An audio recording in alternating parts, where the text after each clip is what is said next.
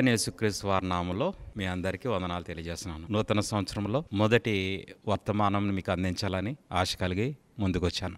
కొంతకాలంగా వాక్యము చెప్పడం మానేస్తాను యూట్యూబ్లో, ఎందుకంటే అనేక చోట్ల వాక్య పరిచర్య చేస్తూ బిజీగా ఉండడం వల్ల చేయలేకపోయాను. మంచిది, నేటి దినాల్లో బైబిల్ ప్రతి ఒక్కరి చేతిలో ఉంది, అందరూ చదువుతున్నారు, అందరూ చెప్పడానికి ప్రయత్నం చేస్తున్నారు. కానీ ముఖ్యంగా తెలుసుకోవాల్సిన విషయం ఏమిటంటే, బైబిల్ అనగా రెండు విషయాలను సూచిస్తుంది. ఒకటి చరిత్ర, రెండోది ప్రవచనం. చరిత్ర మనం ఖచ్చితంగా తెలుసుకోవాలి, అసలు ఎక్కడ ప్రారంభించబడింది, దేవుడు ఏ విధంగా వాళ్ళని నడిపించాడు. ప్రవచనం అంటే తర్వాత ఏం చేయబోతున్నాడు, ఇప్పుడు మనం ఎక్కడ ఉన్నామా అని తెలుసుకోవడానికి బైబిల్ గ్రంథాన్ని ఇచ్చున్నారు. అయితే చదువు లేని వాళ్ళు కూడా ఈ రోజుని బైబిల్ పట్టుకుని అనేక ప్రాంతాలకు వెళ్ళి సువార్త అనే విషయంలో వాళ్ళు సరిగ్గా చేయకపోవడం వల్ల అనేకుల ద్వారా క్రైస్తవ సమాజానికి చెడ్డ పేరు వస్తుంది. ఎందుకంటే వారికి జ్ఞానం లేదు, చరిత్ర జ్ఞానం లేదు, చదువు లేకపోవడం. ఏదన్నా అంటే వాళ్ళు అనుకుంటూ ఉంటారు, క్రీస్తు ప్రభువారి యొక్క శిష్యులు వాళ్ళు విద్య లేని పామర్లు అన్నారు. యేసుక్రీస్తు ప్రభువారి శిష్యుల దగ్గర బైబిల్ లేదు, ఫస్ట్ మనం గమనించవలసిన విషయం ఏంటి. కానీ వాళ్ళు ప్రతిదిని వారి జీవితం అంతా క్రీస్తు ప్రభువారితో ఉండి చూసి, అదే విధంగా క్రీస్తు ప్రభువారి ద్వారా ఆత్మను పొందుకొని అనేక ప్రాంతాలకు వెళ్ళి వాళ్ళు అద్భుతాలు, ఆశ్చర్య కార్యాలు చేసి సువార్తను ప్రకటించినప్పుడు వారు మారారు తప్ప ఏ బైబిల్ గ్రంథం లేకుండా వారు బోధించారు. నేటి దినాల్లో ఇలాంటి అద్భుతాలు, ఆశ్చర్య కార్యాలు ఎక్కడ లేవండి. ప్రతిదీ మనం చూస్తున్నది అంతా గారిడి సీమోను లాంటి మోసము తప్ప ఏమీ కాదు. అయితే ఈ సత్యవాక్యం మన దగ్గరకంటూ వచ్చింది, కానీ చాలా మంది మనలో ఉన్నవారు బైబిల్ చదవము, చరిత్ర తెలియదు, ఏమిటిలే అందరూ వెళ్ళిపోతున్న మార్గంలో వెళ్ళిపోతూ ఉంటారు. కానీ ప్రియమైన వాళ్ళారా, దేవుడు ఈ బైబిల్ గ్రంథం 66 పుస్తకాలని ఎందుకు రాశాడంటే, తాను ప్రేమించిన పిల్లలకి ఇది అర్థం అవ్వాలి, ఈ గ్రంథం అర్థం అవ్వాలి. బైబిల్ అంతటా మనం చదివితే రెండు విషయాలు ఉంటాయి. మొట్టమొదటి ఆది కాండము 1వ అధ్యాయంలో 2వ వచనం మనం చూస్తే చీకటితో ప్రారంభించాడు. తర్వాత దేవుడు వెలుగు కమ్మని పలకగా వెలుగు కలిగింది, వెలుగు మంచిదైనట్టు చూశాడు. చీకటి, వెలుగు, మరణము, జీవము, అపవిత్రాత్మ, పరిశుద్ధాత్మ, నరకము, రాజ్యము, ఇలాగా రెండు భాగాలను విభజించి చెప్పడం జరిగింది.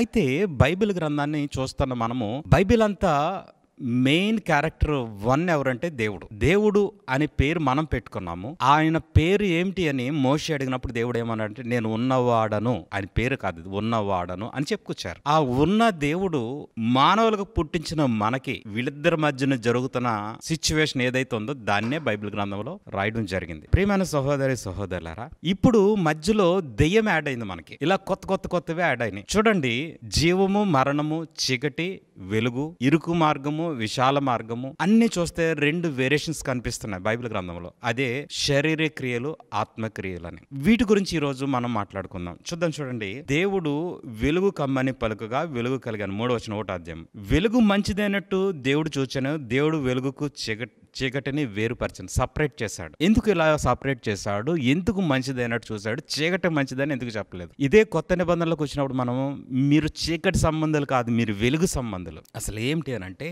భూమి మీద మొట్టమొదటి తప్పు ఏమిటి అని అంటే కనుక, ఆదాము అవ్వలు తినొద్దన్న పండు తినడం కాదండి. దానికంటే ముందు భూమి మీదకి ఒక పాపం వచ్చింది. ఆ పాపం ఏమిటి అని అంటే, మనము మంచి నేల నుంచి తీయబడ్డాము.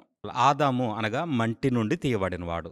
భూమి శపించబడలేదు, మంచి నేల నుంచి తీయబడ్డాడు. మన హృదయము విలువైన మట్టి అన్నమాట. దీంట్లో అపవాది అనగా విరోధి అనంతే. అపవాది అనగా విరోధి. ఈ సర్పము యుక్తి కలిగిన విరోధ స్వభావంతో అబద్ధమును విత్తింది. ఏమంటే, ఇది తింటే మీరు దేవదూతల వల్ల అయిపోతారు. ఇది మొట్టమొదటి పాపం. ఈ ఆదాము దానిని నమ్మి ప్రేమించి జరిగించాడు. ఈ అబద్ధమును ప్రేమించి జరిగించారు ఆదాము అవ్వలు. ఏమి నమ్మారు అంటే, వాళ్ళ అబద్ధమును నమ్మారు. అందుకనే దేవుడైన యెహోవా ఇశ్రాయేలుని పెంచుకొస్తూ యోహను రాసిన సువార్తలో యేసుక్రీస్తు ప్రభువారు ఏం చెప్తున్నారంటే, 8వ అధ్యాయం 44వ వచనంలో ఈ మాట చెప్తున్నారు.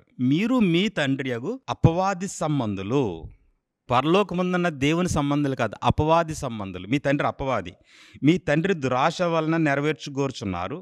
ఆది నుండి వాడు నరహంతకుడండి, సత్యము నుండి నిలిచిన వాడు కాడు.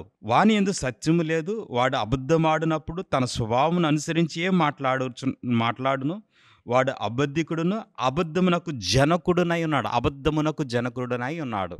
ఎవరు అనంటే సర్పములోంచి ఆదాము వస్తే, ఆదాములోంచి కయ్యేను వస్తే, దేవుడు అక్కడ కయ్యేను సంతానాన్ని, షేతు సంతానాన్ని సపరేట్ చేసి వీళ్ళు దేవుని కుమారులు, వీళ్ళ నరుల కుమారులని దేవుడు ఆలోచించాడు. కానీ మనుషుడు ఆది నుండి అబద్ధాన్ని ప్రేమించి జరిగించిన వాడుగా వాని యొక్క హృదయంలో అబద్ధమనే విత్తనము మొలిచి అది ఫలించి విస్తరించి ప్రతి ఒక్కరిలో అబద్ధమే ఉన్నది. అయితే ఈ అబద్ధం వల్ల మనుషుడికి ఏమొచ్చిందంటే మరణం వచ్చింది. యేసుక్రీస్తు ప్రభువారు అన్నాడు, నేను సత్యము, నా మాటలు సత్యము. ఆ మాటలు సత్యము కాదు, నా మాటలు సత్యము. చూడండి, మొదటి ఆదాము, అతనికి తల్లి తండ్రి లేరు. తండ్రి పరలోకంలో ఉన్నాడు, ఈయన మట్టి నుంచి తీయబడ్డాడు. ఆయనలో దేవుని ఆత్మ వచ్చినప్పుడు ఆయనకి జీవం వచ్చింది. కడపటి ఆదాము యేసుక్రీస్తు ప్రభువారు మరియా అనే మట్టిలోంచి వస్తే ఆయనలో కూడా దేవుని ఆత్మ ఊదబడింది. దేవుని యొక్క పరిశుద్ధాత్మ ఆయనలోకి వచ్చినప్పుడు ఆయన జీవం కలిగి ఉన్నాడు.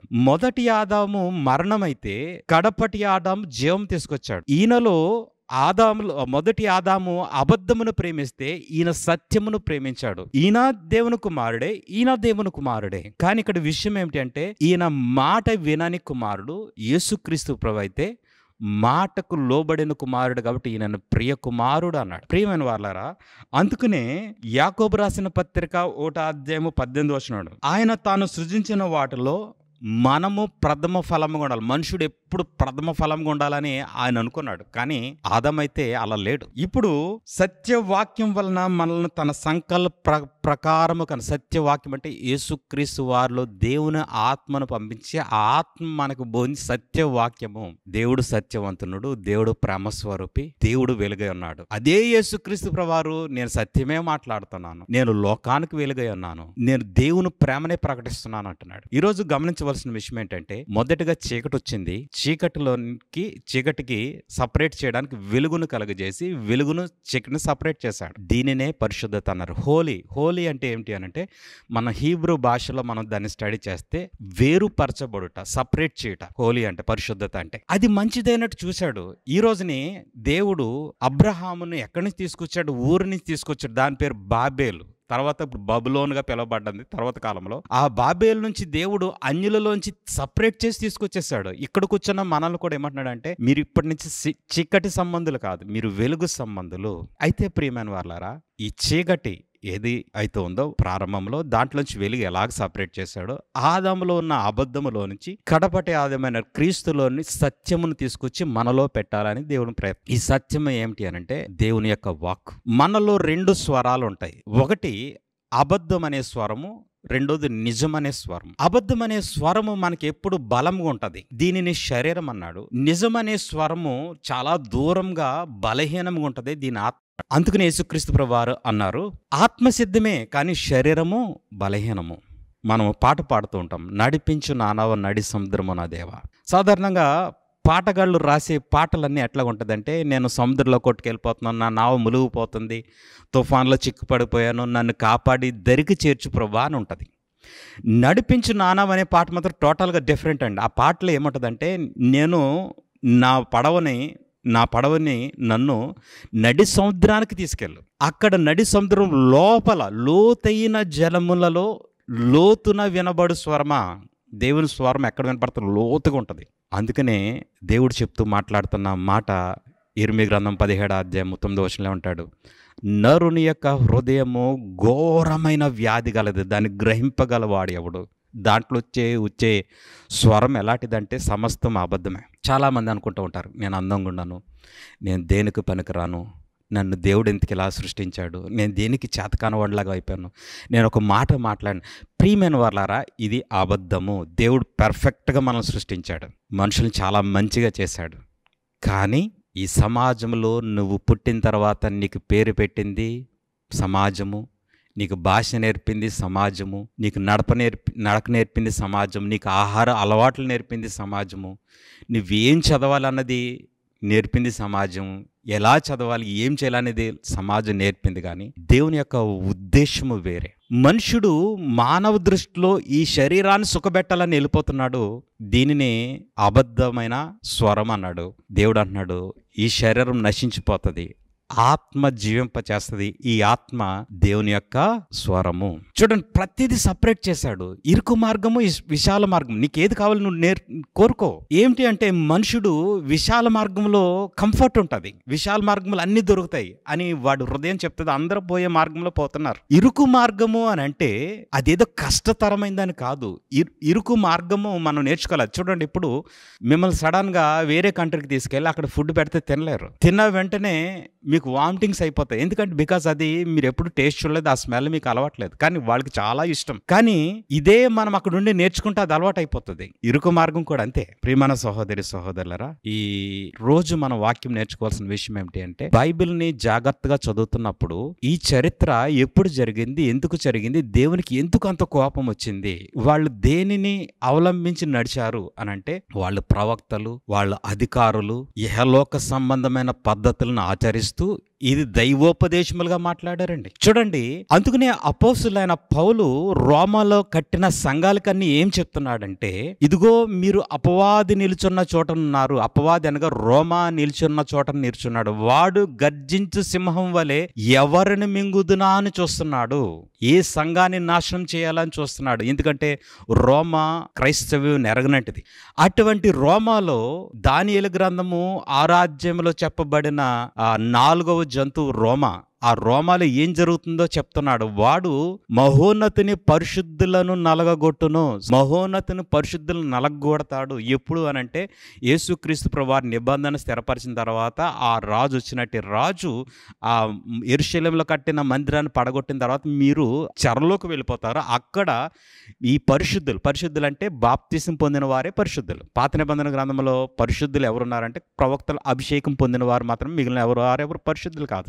ఈ దేహం అనే దేవుని ఆలయాన్ని దేవుడు ఏర్పాటు చేసుకున్నాక మనుషునికి పరిశుద్ధత అని ఒక అర్హత ఇచ్చాడు. అందుకని ఎఫెసీలో ఉన్న పరిశుద్ధులకు, కొరింథీలో ఉన్న పరిశుద్ధులకు, తెస్సలోనిక ఉన్న పరిశుద్ధులకు. ఈ పరిశుద్ధ సంఘాన్ని గురించి అపోస్తులైన పౌలు 2వ కొరింథీ 11వ అధ్యాయం 2వ వచనంలో చెప్తుంటాడు. నేను కన్యకను క్రీస్తుకు ప్రదానం చేయాలని ఆశపడుతున్నాను. కన్యక అంటే స్వచ్ఛమైన వాక్యము కలిగిన సంఘాన్ని. మళ్ళీ చెప్తున్నాడు, సర్పము యుక్తి చేత, కుయుక్తి చేత హవ్వను మోసపరిచినట్లు మీరు కూడా మోసపరచబడి క్రీస్తు యొక్క సరళత నుండి వేరైపోతారని నాకు భయం కలుగుతుంది. అపోస్తలుడైన పౌలు చెప్తున్నాడు. కొరింథీలో ఉన్న సంఘం, ఎందుకంటే ఆ కొరింథీలో రోమా సామ్రాజ్యం ఏం చేస్తుందంటే క్రైస్తవులను హింసిస్తుందని ప్రారంభించింది. ప్రకటన గ్రంథంలో చెప్పబడిన 7 సంఘాలను మనం చూస్తున్నాం. 7 సంఘాలని యేసుక్రీస్తు ప్రభువారు పరలోకం నుంచి వాళ్ళకి ఒక్కొక్క సంఘం ఏ విధంగా ఉందో చెప్తున్నప్పుడు ఒక సంఘాన్ని ఉంచండి. లవోదికయ సంఘం, మీరు శ్రమలకు పాలైపోతారు, మీరు కష్టాల్లోకి వెళ్ళిపోతారు. నిజంగా ఆ రోమా సామ్రాజ్యం క్రైస్తవ్యాన్ని మొదటి శతాబ్దంలో సింహాలలో బోనులో పెట్టి అక్కడ ఉన్నట్టు ఆ పెద్ద గ్రౌండ్లో క్రైస్తవులందరిని వదిలేసి సింహాలతో చంపించేయడం జరిగింది. 3వ శతాబ్దంకి వచ్చేసరికి ఈ క్రైస్తవులు విస్తరించేస్తున్నారు కాబట్టి వీళ్ళని నాశనం చేయాలని రోమా సామ్రాజ్యంలో 3 దేశాలని పతనం చేసేసి 3 దేశాల్లోంచి రాజులను తీసేసి ఒక రాజును తయారు చేశారు. మతపరమైన రాజు, రోమన్ క్యాథలిక్ వ్యవస్థను పెట్టి పోపుని నిలబెట్టడం జరిగింది. ఈ పోప్ ఏం చెప్తాడంటే, అయితే నువ్వు హిందువుడుగా ఉండు, లేకపోతే రోమన్ క్యాథలిక్ వ్యవస్థలను ఉండాలి తప్ప వేరే సంఘం ఉండకూడదని చెప్పి బైబిల్ గ్రంథాన్ని దాచిపెట్టి క్రైస్తవ్యాన్ని తప్పుడు మార్గంలో తీసుకెళ్లడం జరిగింది. ఇదే ప్రకటన గ్రంథం 12వ అధ్యాయంలో చెప్పడం జరిగింది. అదే దానియేలు గ్రంథము 6-7 అధ్యాయాల్లో చెప్పడం జరిగింది. ప్రియమైన వారి సహోదరి సహోదరులరా, ఇవి తెలిసిన యేసుక్రీస్తు ప్రభువారు ఏమన్నారంటే, ప్రవక్త అయిన దానియేలు చెప్పిన మాటలు చదువువాడు గ్రహించుగాక. చదువువాడు గ్రహించుకోండి, మీరు చెరలోకి వెళ్ళబోతున్నారు, నా కోసం ఏడవద్దు, మీకోసం మీ పిల్లల కోసం ఏడవండి అన్నాడు. అంటే ఏంటి? నేను ఇప్పుడు చనిపోతాను, తిరిగి లేచి వెళ్ళిపోతాను తండ్రి దగ్గర, కానీ మీరు చెరలోకి వెళ్ళిపోతున్నారు. దానియేలు గ్రంథంలో దేవుడు ప్రవచించాడు. ఈ చెరలోకి వెళ్ళిన క్రైస్తవం ఏమైపోయింది అని అంటే నాశనం అయిపోయింది. ఇంకా భూమి మీద క్రైస్తవుడు అనేవాడు లేకుండా పోయింది. అప్పుడు కట్టిన క్రీస్తు సంఘాలన్నీ నాశనం అయిపోయినాయి. మొత్తం నాశనం చేసిన రోమా. అప్పుడు బైబిల్ గ్రంథాన్ని దాచి ప్రపంచమంతా తిరిగి మీరు రోమన్ క్యాథలిక్ వ్యవస్థ కలిగి ఉండాలని చెప్పి ప్రపంచమంతా భూమి అంత రాజులతో వ్యాపారం చేసి రోమన్ క్యాథలిక్ సంఘాలు ఏర్పడ్డాయి చూడండి. అయితే నేటి దినాల్లో కొన్ని సంఘాలు ఉన్నాయి. క్రీస్తు సంఘం అనేవారు మాత్రమే రాజ్యానికి వెళ్తారని చెప్తుంటారు. వీళ్ళు మొట్టమొదటి సంఘం అని చెప్తుంటారు. రైట్, నేను ఒక మాట చెప్తున్నాను.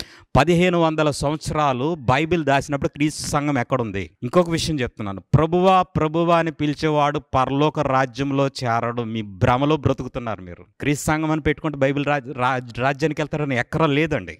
ఎందుకు నేను ఇట్లా చెప్తున్నాను అనంటే, ప్రియమైన వాళ్ళారా, ఇది భ్రమ. అప్పుడు వాడేం చేస్తాడు? ఆ చర్చలోకి వెళ్ళిపోతాను కాబట్టి రాజ్యానికి వెళ్ళిపోతాను అనుకుంటే జీవితం మారదు. చీకటిలోంచి వెలుగులోకి వచ్చాం. మనల్ని ఎందుకు పిలుచుకున్నాడు? చీకటిలోంచి తన ఆశ్చర్యకరమైన వెలుగులోనికి పిలిచిన వాని గుణాతిశయములు ప్రచురం చేయడానికి మనల్ని పిలుచుకున్నాడు. ఇప్పుడంటే సంఘాలు వచ్చినాయి. ప్రకటన గ్రంథంలో 7 సంఘాలు క్రీస్తు సంఘాలు కాదా? ఒక ప్రశ్న మిమ్మల్ని. ఈ క్రీస్తు సంఘాల మీద నేరం ఎందుకు మోపాడు దేవుడు? క్రీస్తు సంఘము ఇంకో సంఘం అని కాదండి. మనం అందరం క్రీస్తుని నమ్ముకున్నాం. క్రీస్తుని ధరించుకున్నామా లేదా? అది ప్రాముఖ్యమైనది. ఇక్కడ ఎందుకు అనంటే, ప్రకటన గ్రంథములో 2 స్త్రీలు కనపడుతున్నారు.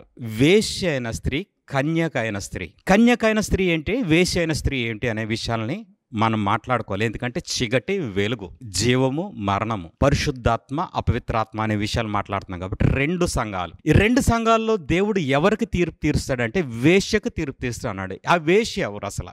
దేవుడు తన కుమారుడైన యేసుక్రీస్తు వారిని భూమి మీదకు పంపించినప్పుడు యెరూషలేములో ఆయన ఉండి సువార్తను ప్రకటించినప్పుడు అనేకులు రక్షణ పొంది మారుమనసు పొందారు. చూడండి, ఆ పరిశుద్ధాత్మ పొందుకున్న అపోస్తల కార్యంలో పొందుకున్న వారు ఎక్కడున్నారు? యెరూషలేములో కదా వాళ్ళు ఉన్నది. మరి ఆ సంఘాన్ని గురించి మాట్లాడుతూ ఏమన్నాడంటే, ప్రకటన గ్రంథము చివరి అధ్యాయం 21వ అధ్యాయం, ఇదిగో నూతనమైన యెరూషలేమున ఆ పరిశుద్ధ పట్టణము పెండ్లు కుమార్తె వలె అలంకరింపబడి దిగువచ్చుట నేను చూచితిని. యెరూషలేములో కట్టబడిన ఆ సంఘాన్ని ఏమన్నాడు? పెండ్లు కుమార్తె సంఘం అన్నాడు.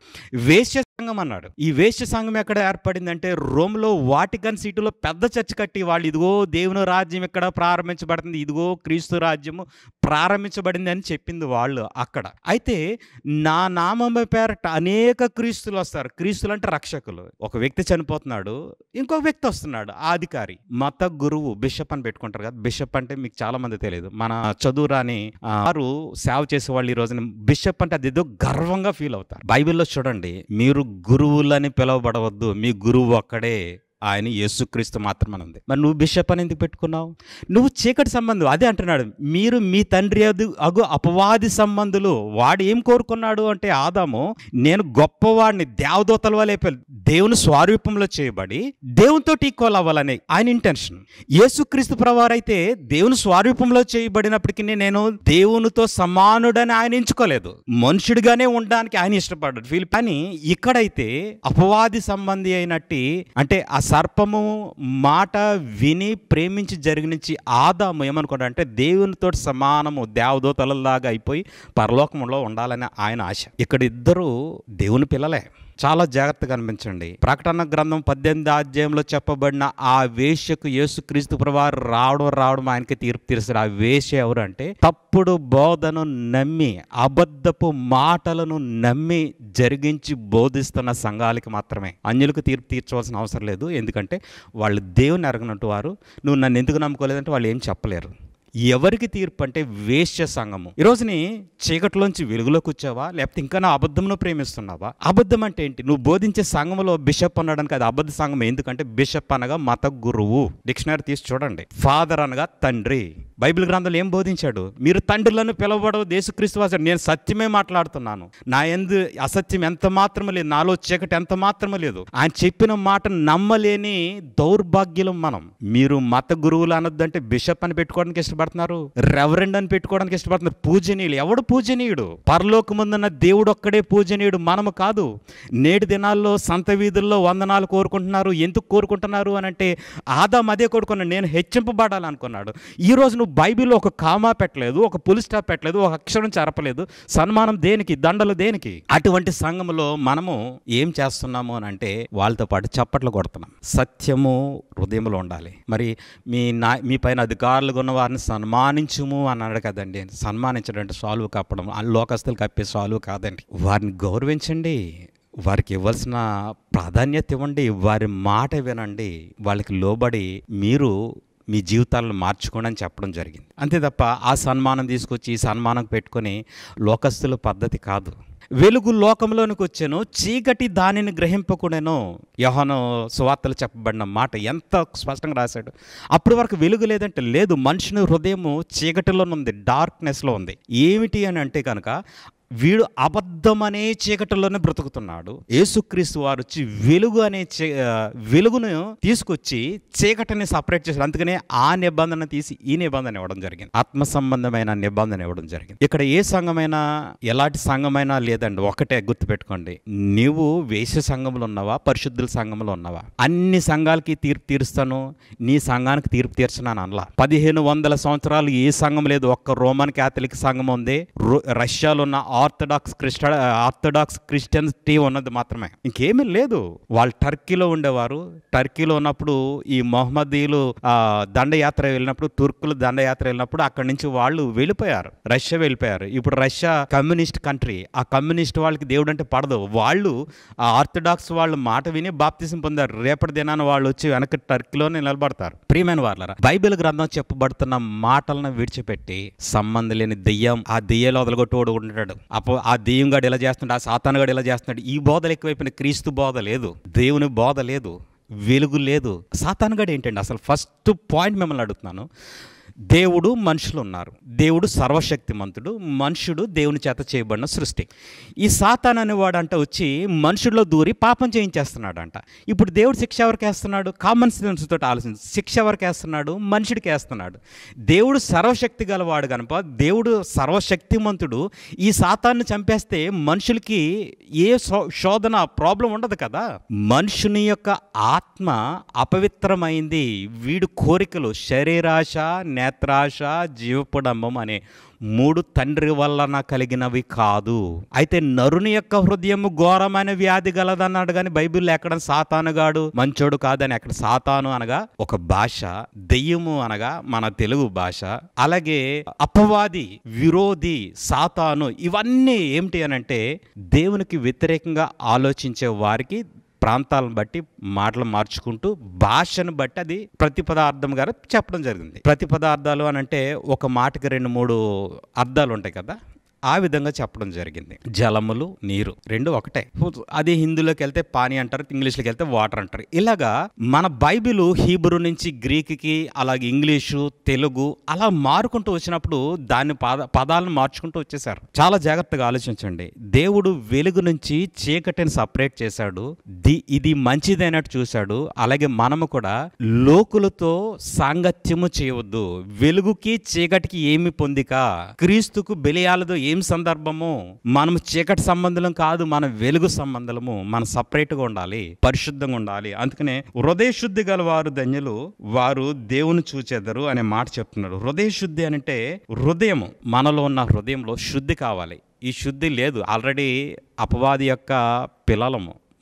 మనలో అబద్ధము నడుస్తుంది, సత్యము ఎవరు లేదు. సత్యం అనగా దేవుని యొక్క వాక్యం లేదు. ఈ వాక్యాన్ని పట్టుకోండి. మనుషుల యొక్క పద్ధతులతో రాజ్యానికి వెళ్తామని నమ్మకండి. ఒకటే చెప్తున్నాను ప్రియమైన వాళ్ళారా, నువ్వే సంఘస్థుడివైనా నువ్వు రాజ్యానికి రావాలి. దేవుని చిత్తం అది. క్రీస్తు సంఘం అని పెట్టుకో రాజ్యానికి వస్తావు, బాప్టిస్ట్ సంఘం అని రాజ్యం పెట్టుకో, పెందెకొస్తు సంఘం పెట్టుకో నువ్వు రాజ్యం. ఎక్కడ బైబిల్లో ఉందా? వాళ్ళు క్రీస్తు సంఘములుగా పిలబడ్డారు.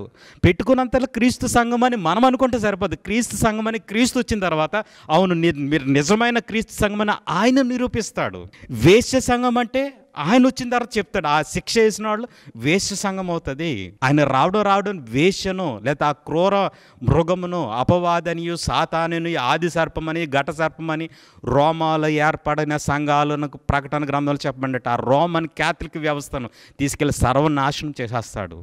అది మంచిది కాదు, ఇది వేశ్య అని చెప్పేసి మార్టిన్ లూథర్ కష్టపడి ఆ బైబిల్ గ్రంథాన్ని దేవుడు మార్టిన్ లూథర్ని వాడుకుని బయటికి తీసుకొస్తే మరలా ఆయన చనిపోయిన తర్వాత ఇదే బోధలకు వెళ్ళిపోయి అదే అంగీలు, అదే ఫాదర్లు, అదే రెవరెండ్లు, అదే బిషప్లు గొప్ప అనుకుంటున్నారు. ప్రియమైన వాళ్ళరా, హెచ్చింపబడేవాడు తగ్గింపబడిన మాటకు అర్థం తెలుసా? ఆదాం హెచ్చింపబడడానికి చూశాడు, దేవుడు అతను తీసేశాడు. యేసుక్రీస్తు ప్రభువారు నేను దేవునితో సమానం అవ్వాలని ఇప్పుడు అనుకోలేదు కాబట్టి ఆయన తగ్గించుకున్నాడు, కాబట్టి దేవుడు ఆయనను హెచ్చించాడు. ఈ రోజున జ్ఞాపకం చేసుకోండి, నా సంఘం గొప్పది, నేను వెళ్ళే సంఘం చాలా మంచిది. అసలు నీ సంఘం ఎప్పుడు వచ్చింది? మనం అందరం పెట్టుకున్న సంఘాలు ఇవన్నీ. బైబిల్ గ్రంథము 500 సంవత్సరాల క్రితం నుంచి మన చేతిలో ఉంది. అంతకుముందు బైబిల్ గ్రంథం లేదు. దావీదు అంటాడు ఒక మాట, ఒక పెద్ద సేవకుడు చెప్తున్నాడు, అరే మన సంఘములో ఉన్న బిడ్డలందరూ ఎవరైతే సెక్యూరిటీ గార్డు ఉంటారో దేవుడు వాడిని ఆశీర్వదిస్తాడు. ఎందుకంటే దావీదు అన్నాడు, దేవా నీ మందిరంలో ఒక దినము గడుపుట 1000 దినముల కంటే శ్రేష్టం అన్నాడు దావీదు. కాబట్టి దావీదులా మీరు ఉండాలి సంఘములో అంటున్నాడు. విషయం ఏమిటి అని అంటే, మందిరంలోకి దావీదుకి వెళ్ళడానికి అవకాశం లేదండి. సొలొమోను కట్టిన మందిరంలో సొలొమోనే వెళ్ళలేదు. గుర్తుపెట్టుకోండి, యాజకులు తప్ప ఎవరు వెళ్ళకూడదు మందిరంలో. లేవీలందరూ యాజకులు కాదు. ఆ ప్రధాన యాజకుడు ఎవరిని తల మీద నూనె పోసి తైలము పోసి ఆశీర్వదిస్తాడు, అభిషేకిస్తాడు, వాళ్ళు మాత్రమే లోపలికి వెళ్ళి ఆ లోపల పనులు చేయాలి తప్ప మిగిలిన వారు ఎవరు యాజకులు కాదు. లేవి గోత్రమైనంత మాత్రం యాజకులు కాదు. దావీదు లోపలికి వెళ్ళకూడదు, రాజు అయినప్పటికీ ఆయన వెళ్ళకూడదు. కనుక దావీదు యొక్క ఉద్దేశం ఏంటంటే, నీ మందిరంలో ఒక దినము గడుపుట 1000 దినముల కంటే శ్రేష్టం అనే మాట ఏమిటంటే, యేసుక్రీస్తు ప్రభువారు దావీదుకి చెప్పాడు కదా, దావీదు నువ్వు చనిపోయిన తర్వాత నీ గర్భములోంచి ఒకడు వస్తాడు, వాడు ఒక మందిరమును కడతాడు, నా నామము ఘనత కొరతకు ఒక మందిరం. నువ్వు చనిపోయిన తర్వాత, దావీదు బ్రతుకున్నప్పుడు పుట్టినాడు సొలొమోను, ఆ మందిరాన్ని పాడేశాడు దేవుడు. ఇప్పుడు యేసుక్రీస్తు ప్రభువారు వచ్చి కట్టే 3వ మందిరము ఏమిటి అని అంటే, ఆ మందిరములో మనమందరం నివసించాలి. అదన్న యెహోవా నీ గుడారములో అతిథిగా ఉండదగిన వాడు, నీ పరిశుద్ధ పర్వతం, నీ మందిరం ఎక్కదగిన వాడెవడు. ఆ రాబోయే మహిమ గల రాజ్యం గురించి దావీదు ఆలోచిస్తున్నాడు. ప్రియమైన వాళ్ళారా, ఒక్క విషయం గమనించండి. వెలుగు చీకటి లోపలున్న మన హృదయంలో ఉన్నట్టు 2 వ్యక్తులు. దీనినే శరీరము ఆత్మ. శరీరముకు ఆత్మకును, ఆత్మకు శరీరంకు ఎప్పుడు విరోధమో. ఈ చీకట్లో ఏముందంటే అబద్ధం ఉంది, వెలుగులో సత్యం ఉంది. ఈ సత్యం ఏమిటి అని అంటే మనం స్వతంత్రులుగా చేస్తుంది, అబద్ధం ఏంటంటే బానిసలుగా చేస్తుంది. నేటికి పాస్టర్లకు బానిసలుగా బ్రతుకుతున్న వారు ఉన్నారు చూసారా. వాళ్ళు ఏమిటంటే పాస్టర్ గారికి ఈ కోసం ఏదాన్ని ఇచ్చేస్తారనమాట. పాస్టర్లకు బానిసలు వీళ్ళు. ఇది చీకటి. యేసుక్రీస్తు ప్రభువారు ఏం చెప్పాడు తెలుసా? మీలో ఎవడన్నా అధ్యక్షుడిగా ఉండవలసి అనుకున్నవాడు పరిచర్య చేయాలి. ఆ పరిచర్య ఏమిటి అంటే, యేసుక్రీస్తు వారు పాదాలు కడిగాడు శిష్యులకి. నేటి దినాల్లో కొన్ని సంఘాలు ఏం చేస్తున్నాయంటే, ఒక రోజు పెట్టి వరుసగా మనుషులను కూర్చోబెట్టి ఐగర్కి ఒక గోల్డెన్ ప్లేట్ పెట్టి ఐగర్ ఇలా పెడతారు అంతే, కాళ్ళు దగ్గర ఇలాగ కడిగేసి వెళ్ళిపోతాడు. ఆయన టవల్ వేసి ఓడొకడు, నీళ్లు పోసి ఓడొకడు, ఎంత అంటే ఐగర్కి దండాలు పెట్టేస్తారు. అట్లాంటి కాదు. హృదయంలో మనుషుడు తగ్గించుకోవాలి. ఒక సేవకుని స్టేజ్ మీదకి తిప్పి లేకపోతే కోపనేవుడు వెళ్ళిపోయే సమాజ సేవ ఇప్పుడు ప్రస్తుతానికి జరుగుతుంది. అటువంటి సేవకులుగా మనం ఉంటూ, మనము చీకటి సంబంధులుగా ఉంటూ ఎదుటి వారికి దారి చూపించలేకపోతున్నాము. ఏమిటి అని అంటే వ్యాపారము. నా తండ్రి ఇంటిని వ్యాపార గృహంగా చేశారంటే నేటి దినాన్ని అదే జరుగుతుంది. వాడి చర్చలో నుంచి వీడు తీసుకొచ్చేయడం, ఆ చర్చలో నుంచి జనాభా దేవుడు ఆశీర్వదించాడండి, అక్కడ సరిగ్గా లేదండి, అక్కడ చీకటి ఉంది, నా దగ్గర వేలు ఉంది. ఇలా భ్రమలో బ్రతుకుతున్నాం. ప్రియమైన వాళ్ళు ఒకటే, నీ దగ్గర ఒక్కడున్నా ఇద్దరున్నా వారికి సత్యమే బోధించు. సత్యం దగ్గర ఎవరు ఉండరు. ఇక్కడ యేసుక్రీస్తు ప్రభువారిని సిలువేసినప్పుడు బరబ్బా, యేసుక్రీస్తు ప్రభువారు, జనులందరూ బరబ్బా దగ్గరికి వెళ్ళారు. బరబ్బా ఒక్క సూచక్రియ చేయలేదే, ఒక అద్భుత కార్యం. ఎవరు కావాలి మీకంటే బరబ్బా కావాలన్నారు. యేసుక్రీస్తు వారు ఎవరు కావాలని మాట్లాడట్లా. మన సంఘంలో ఎక్కువ జనం ఉన్నారంటే అది బరబ్బా సంఘం అనుకోండి. ఎందుకంటే ఆ పాస్టర్ గారికి ఆ సంఘ విశ్వాసకి ఏ విధమైన కనెక్షన్ ఉండదు. ఎన్నో సంఘాలు ఉన్నా కానీ అంత దూరం కారు వేసుకుని వస్తాడు. ఎందుకు వస్తాడు అని అంటే, ఇక్కడ గద్దింపు ఉండదు, ఇక్కడ నవ్వులు ఉంటాయి, కథలు ఉంటాయి, మనల్ని ఆదరించేవాడు ఉండడు, మనుషుడు బలహీనుడు. అటువంటి పరిస్థితుల్లో నేటి దినాన్ని వ్యవస్థ వెళ్ళిపోతుంది. వాక్యం వింటున్న మీరు గమనించుకోండి. వెలుగు సంబంధం అంటే దేవుని యొక్క ఉద్దేశమును తెలుసుకుని అట్లాగ జీవించడం. చీకటి సంబంధులు అబద్ధమునే ప్రేమిస్తారు, వీళ్ళకి సత్యము నచ్చదు, సత్యం అనేది వారికి ఎక్కదు. బైబిల్ చదవండి, మీ బైబిల్ మీరు చదువుకోండి, దేవుని యొక్క ఆత్మ దొరుకుతుంది. ఆ విధంగా మనం బ్రతకడానికి ప్రయత్నించేద్దాం. మనలో ఉన్న 2 స్వరాలలో లోతైన జనములలో లోతున వినబడు స్వరమా లోబడుటకు నేర్పించి లోపంబులు సవరించి లోనున్న ఈవులను సమస్తం సరిచేసి నడిపించని రాసిన మహాభక్తుడు ఆ పాట. దాన్ని వేటకారం చేసేసారు అన్యులు. చాలా ఒకసారి వినండి, మీరు పెట్టుకుని వినండి, దాంట్లో మీనింగ్ అర్థం చేసుకోండి. అలా మనం జీవిద్దాం. దేవుని యొక్క ఉద్దేశము నెరిగి మన హృదయాన్ని మార్చుకుని వెలుగు సంబంధాలుగా సత్య వాక్యమును పట్టుకొని జీవిద్దాం. దేవుడి మాటలు దీవించును గాక. అందరికి వందనాలు.